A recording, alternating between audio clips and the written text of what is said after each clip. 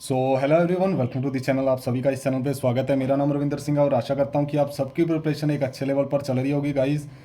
चलिए, आज मैं लेटर आपके लिए लेके आया हूँ। सबसे पहले भाई थैंक यू। प्रत्येक वीडियो को 500 से ऊपर स्टूडेंट्स देख रहे हैं भाई। अगर अच्छी लग रही है तो आप अपने दोस्तों को भी रिकमेंड कर सकते हो एंड लाइक कर सकते हो, ठीक है। तो ये descriptive NABARD SBI and IBPS PO mains के लिए है। और आज का टॉपिक मैं आपके लिए क्या लेके आया हूँ कि लेटर लिखना है ब्रांच मैनेजर को। रिक्वेस्ट करनी है उनसे कि केवाईसी अवेयरनेस कैंपेन चलाया जाए आपके एरिया में, ठीक है। तो चलिए स्टार्ट करते हैं अपन। सबसे पहले एज यू नो कि जैसे ही अपने फॉर्मल लेटर लिखते हैं तो आपका नाम होना चाहिए, कॉमा, और बाद में आपका एड्रेस, और बाद में डेट कौन सी आएगी, 5 नवंबर 2023। आईबीपीएस पीओ मेंस का एग्जाम है, बाद में एसबीआई पीओ मेंस का है। ब्रांच मैनेजर का अगर आपको नाम पता है तो आप वो लिख सकते हो, नहीं तो ब्रांच मैनेजर डायरेक्ट लिख सकते हो, बैंक का नाम लिख सकते हो, एड्रेस लिख सकते हो, ठीक है। इसके बाद अगर सब्जेक्ट की बात करूँ तो सब्जेक्ट अपना क्या आएगा, request for KYC awareness campaign in और एरिया, ठीक है। इसके बाद डियर ब्रांच मैनेजर का नाम लिख सकते हो, नहीं तो सीधा आप लिख सकते हो डियर ब्रांच मैनेजर, ठीक है। I hope this letter finds you in good health, ठीक है। मैं ये आशा करता हूँ कि आपको ये लेटर एक अच्छी हेल्थ के साथ मिला होगा।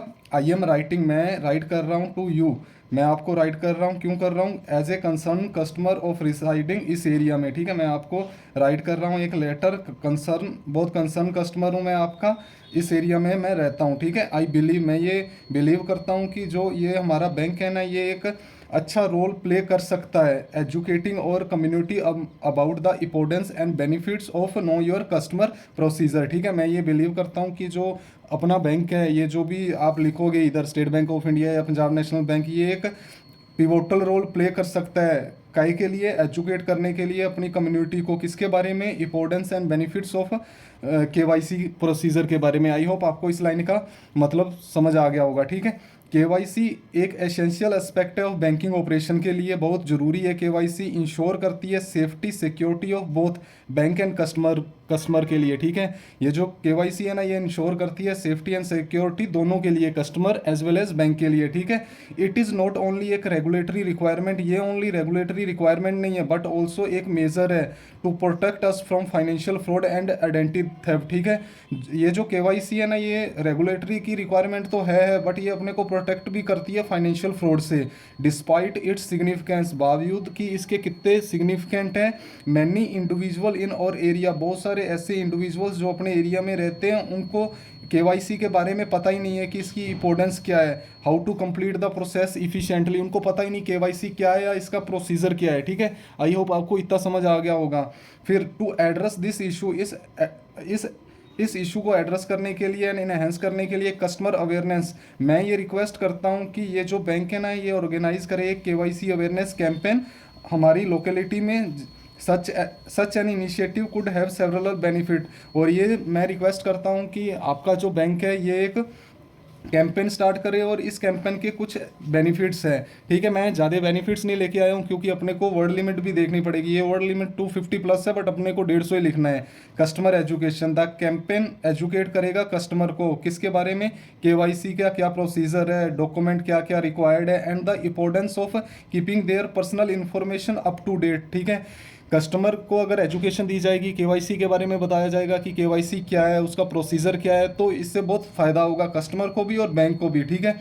सेकंड बात करूं तो मैं fraud prevention by raising awareness about KYC के बारे में बताने के लिए we can help customer recognise potential fraudulent activity and protect themselves from financial scam. देखो यार, अगर किसी भी कस्टमर की केवाईसी अप टू डेट होगी तो अपने को अगर कोई भी फ्रॉड होता है ना, वो अपने ईजिली पता लगा सकते हैं, ठीक है।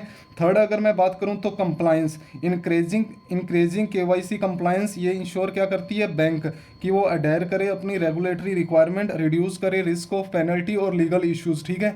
अगर कंप्लायंस, देखो यार, अगर कोई भी कस्टमर है, अगर उसकी पूरी केवाईसी है, इट मीन्स कि बैंक पूरा कंप्लाई कर रहा है जो भी रूल्स एंड रेगुलेशन है। और अगर केवाईसी कस्टमर की नहीं है तो बैंक को पेनल्टी भी लग सकती है भाई, ठीक है। लास्ट में क्या बोलता हूँ, आई काइंडली, मैं ये रिक्वेस्ट करता हूँ date you consider this proposal and discuss it with your team, ठीक है। मैं ये रिक्वेस्ट करता हूँ कि मेरा इस प्रपोजल को कंसीडर करो एंड डिस्कस करो अपनी टीम के साथ। If you decide to move forward with the KYC awareness campaign, अगर आपने ये डिसाइड कर लिया कि हाँ हम केवाईसी अवेयरनेस कैंपेन लगाएंगे, तो आई एम कॉन्फिडेंट, मैं कॉन्फिडेंट हूँ कि it will not only benefit और बैंक बट ऑल्सो एम्पावर और community with essential financial knowledge. अगर आप केवाईसी ये जो कैंपेन लगा रहे हो, ये नॉट ओनली आपके बैंक को बेनिफिट करेगा बल्कि कम्युनिटी को भी एम्पावर करेगा, ठीक है।